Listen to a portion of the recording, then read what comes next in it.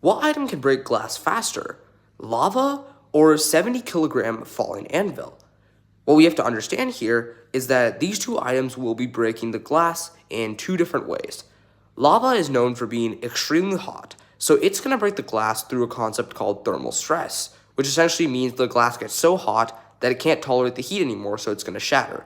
And the falling anvil, pretty obviously, is going to fall on top of the glass, and the sheer impact is going to shatter the glass. First, let's use the AP chemistry equation Q equals to M times C times delta T in order to evaluate the amount of joules of energy that we will need in the form of either heat or sheer impact energy in order to break the glass. So, plugging in the mass of glass, the specific heat of glass, and the thermal energy required to break the glass, we have figured out that we need 2,688 joules of energy in order to break the glass.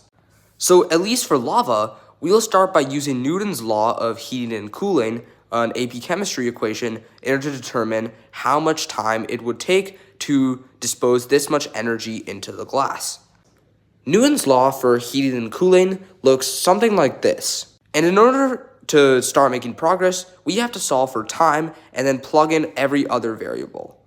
So now that we have solved for t, let's plug in all the variables. Let's start by plugging in our energy here. Let's plug in the area that we will need, the specific heat of glass, and then for delta temperature, we're going to take the temperature of lava, which is about 1100 Celsius, and subtract it by the initial temperature of the glass.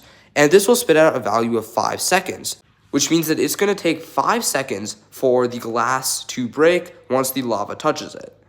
Now, moving on to the falling anvil, we can use the AP Physics C mechanics equation E equals to mgh. In order to solve for the height we will need to drop the anvil from in order to shatter the glass.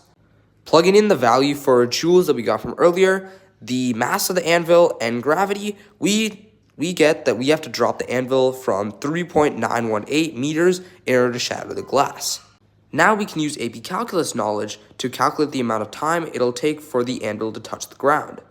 If we now make the position function with respect to time like so, and then solve for when it's going to touch the ground, we can see that it's going to shatter the glass in about half a second. So yes, a falling anvil is much quicker than lava at shattering glass.